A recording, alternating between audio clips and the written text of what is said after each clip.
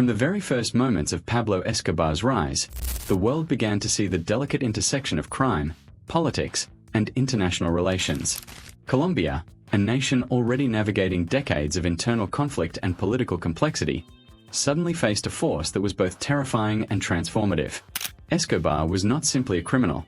He became a symbol of power, fear, and influence, whose decisions would ripple far beyond the borders of Medellín and Bogotá. The story of Escobar is, at its heart, a story of how one individual can reshape the course of a nation's history and, in turn, its relationships with other countries, particularly the United States.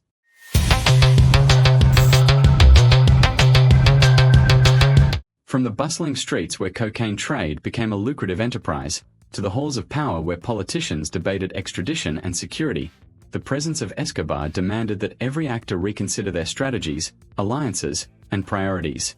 This is a story of a man whose actions forced governments to respond, laws to be rewritten, and policies to be redefined, forever changing the trajectory of US-Colombia relations. During the late 1970s and into the 1980s, Escobar's Medellín Cartel became an unparalleled force in global narcotics. Cocaine shipments flooded into the United States, leading to increased drug addiction, criminal activity, and public concern. Escobar's operations were not hidden in shadows alone. They were carefully organized, immensely profitable, and ruthlessly defended. Colombia's government faced a dilemma. On one side, Escobar offered wealth, employment, and economic opportunity in regions neglected by the state. On the other, his methods brought violence, terror, and a challenge to the authority of the law. This duality meant that every move by Escobar required careful analysis by both Colombian authorities and American intelligence agencies. It was not merely a crime story. It was a geopolitical story where economics, culture, and diplomacy intersected. The United States could no longer view Colombia simply as a Latin American partner. It became a front line in the war against international drug trafficking. Escobar's influence extended into the political realm in ways that few could have predicted. His opposition to extradition to the United States became a defining issue in Colombian politics. Politicians, judges, and law enforcement officers were forced to navigate a terrain where failure to act or the wrong decision could lead to assassination or mass violence. This created tension not only within Colombia but also between Colombia and the United States, as American officials demanded cooperation in law enforcement and extradition treaties. Escobar's strategy was clear. He would challenge the state while simultaneously cultivating public support, presenting himself as a Robin Hood figure to some, a protector of the poor who invested in housing and community projects. This dual approach complicated diplomatic relations, as the United States pressed for stricter measures while Colombia struggled to maintain stability, legitimacy, and internal cohesion. The escalation of violence in Medellín and other cities forced both nations to rethink their approaches. High-profile assassinations of judges and public officials, the bombing of government buildings, and widespread civil unrest highlighted the scale of Escobar's influence. The United States responded by increasing intelligence operations, funding specialized police units, and coordinating with Colombian authorities to target the cartel's operations. These actions required a delicate balance. On one hand, U.S. involvement was necessary to curb the flow of cocaine. On the other, direct interference risked sovereignty issues and potential backlash from Colombian citizens who were caught in the crossfire. Every policy decision became a reflection of the complex interplay between domestic safety, international relations, and long-term strategy. Escobar's rise was no longer a domestic issue. It had become a transnational challenge that demanded innovative and unprecedented responses from both governments. The extradition debate became the central flashpoint of US-Colombia relations. Escobar understood that being sent to the United States would remove him from Colombia's political and social environment, diminish his ability to influence the public, and expose him to a judicial system he could not control.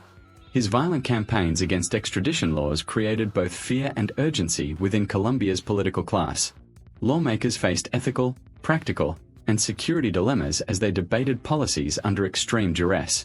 For the United States, the situation highlighted the need for legal agreements and diplomatic negotiation to ensure that transnational criminals could be prosecuted effectively. Escobar's tactics forced a reconsideration of long-standing legal frameworks and created precedents in international cooperation against organized crime. The consequences of these debates resonate in policies to this day. Beyond policy and law, Escobar's presence also reshaped societal perceptions of power and authority. Communities that benefited from his charitable projects, including housing developments and soccer fields, often viewed him as a benefactor, complicating the public narrative of him as a criminal. The United States had to contend with this dual image in shaping its messaging, diplomacy, and public information campaigns. The Colombian government, meanwhile, faced the challenge of asserting authority without alienating citizens who had grown dependent on the cartel's social investments.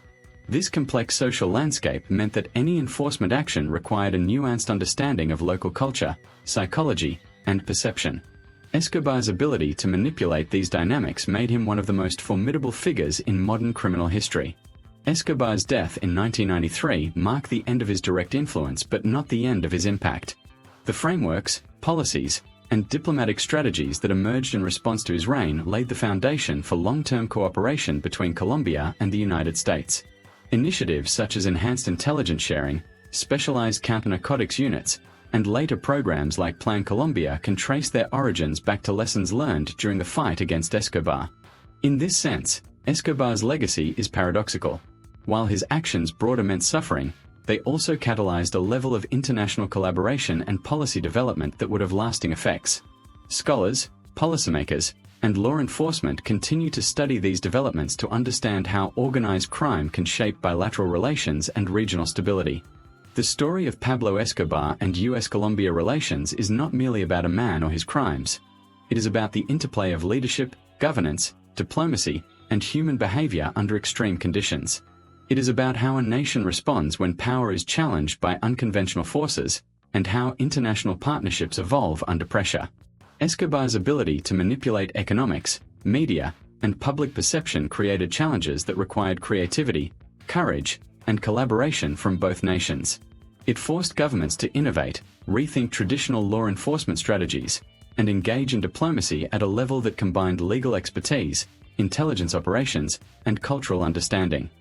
Escobar's early years in Medellín reveal a combination of ambition, cunning, and strategic insight that allowed him to build one of the largest criminal organizations in modern history.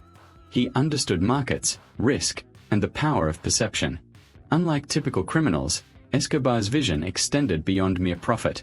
He sought influence over society, politics, and even international relations. From the start, he recognized that the United States represented the largest market for cocaine, and that any long-term success required careful management of both supply chains and political environments. He structured the Medellín Cartel with precision, delegating responsibilities to trusted lieutenants, while maintaining a personal brand that mixed fear, loyalty, and charisma. For Colombia, this emerging power dynamic posed questions that went far beyond law enforcement. How could a state confront an entity that could simultaneously buy loyalty, manipulate the poor, and threaten the elite? The social and economic context of Colombia in the 1970s and 1980s created fertile ground for Escobar's rise. Many communities lacked consistent state presence, education, and economic opportunity.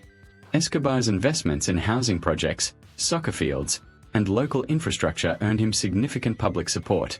These initiatives were carefully calculated to strengthen his position within Medellín, while also offering a protective buffer against law enforcement and political pressure. At the same time, the United States began seeing alarming increases in cocaine consumption, prompting public outcry and political attention. Escobar's enterprise was no longer a local or regional concern. It had become a matter of international public policy.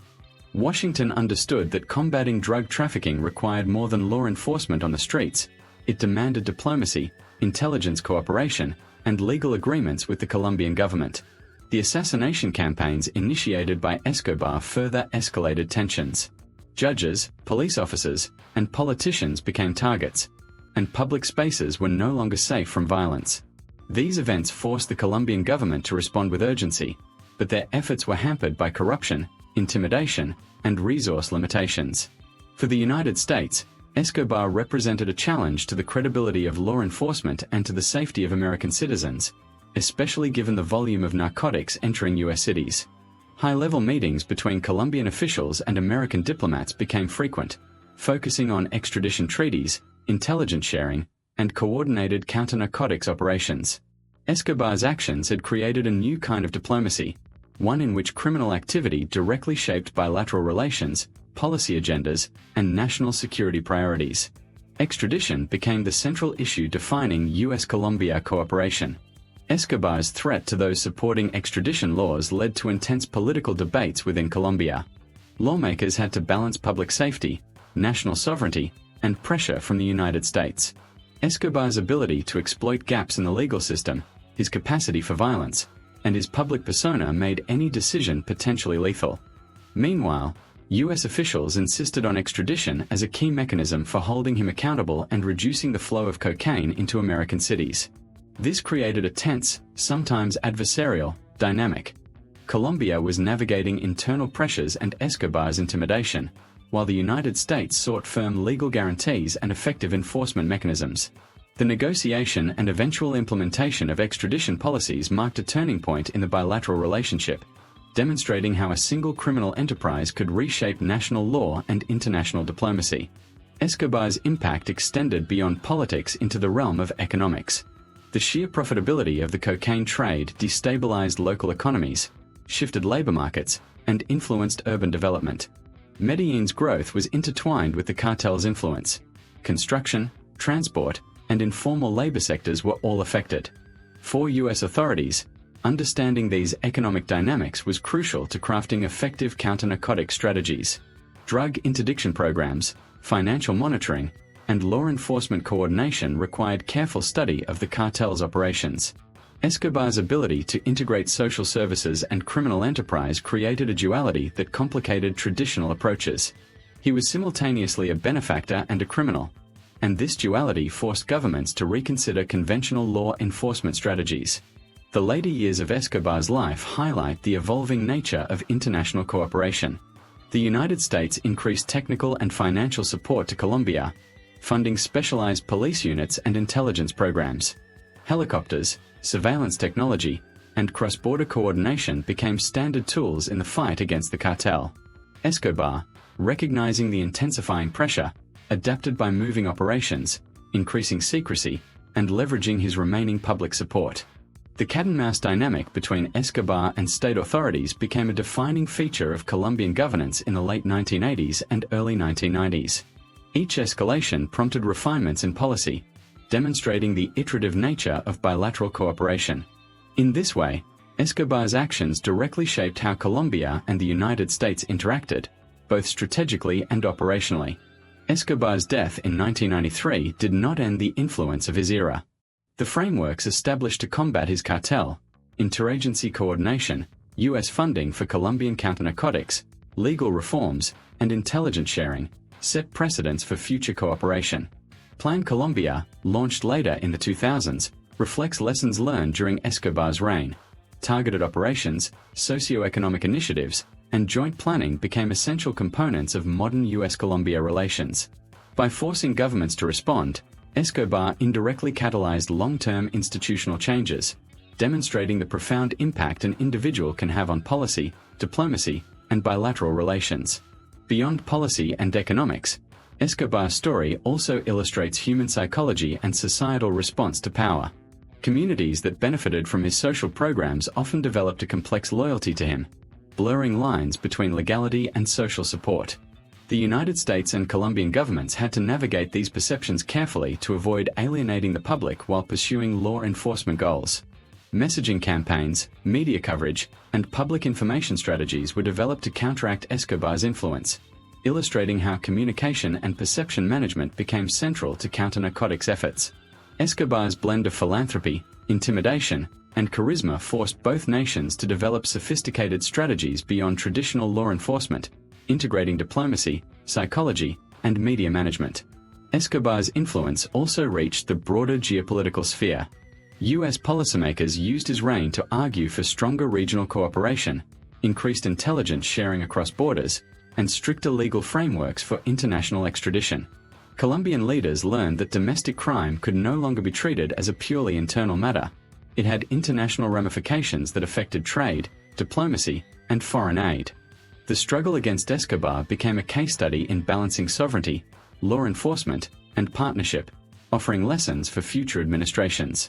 His life and actions continue to be referenced in academic studies, policy planning, and law enforcement training, demonstrating the enduring impact of a single figure on international relations. As we look back on the life and actions of Pablo Escobar, it becomes clear that his story is far more than a tale of crime and violence.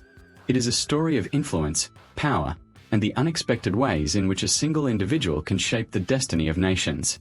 The United States and Colombia, once connected mainly by trade and diplomacy, found themselves bound together by the challenges Escobar created, forced to innovate, cooperate, and redefine their relationship in ways that continue to this day. The lessons are profound. Power can emerge in the most unlikely forms, societies can be reshaped by both fear and admiration, and international cooperation often arises from crisis rather than convenience. Escobar's legacy, complicated as it is, reminds us that history is not just about the leaders and the laws, but also about the forces that push nations to adapt, to learn, and to survive. Today, the impact of his reign is still visible. Policies, institutions, and strategies developed during his era continue to guide the fight against organized crime and narcotics trafficking. Communities that once lived under the shadow of fear have become examples of resilience and adaptation. Scholars, policymakers, and citizens alike reflect on the balance between law, justice, and societal well-being, understanding that decisions made in moments of crisis echo for decades. In this context, the story of Escobar is not just a historical account, it is a lens through which we can examine leadership, morality, diplomacy, and the intricate connections between domestic action and international consequence. As the screen fades and the narrative concludes, we are left with a powerful reminder. Every decision, every action, and every policy has repercussions far beyond what we can immediately see. Escobar changed the course of history not simply by what he did, but by how governments and societies responded to him. His life teaches that understanding context, strategy, and human behavior is essential in navigating the complex interplay of crime, governance, and diplomacy. By examining the past with clarity and calm, we gain insights that prepare us for the challenges of the present and future. In the end, the story of Pablo Escobar is not just a story of a man, a cartel, or a country. It is a story of the intricate web of cause and effect that binds nations together, of the delicate balance between law and leadership, and of the enduring power of history to teach us, warn us, and guide us forward. And while Escobar's era has passed, the lessons of cooperation, resilience, and strategic thinking remain vital. For those who take the time to reflect, to learn, and to understand, this history becomes not just a chronicle of the past, but a guide to shaping a better, more informed future.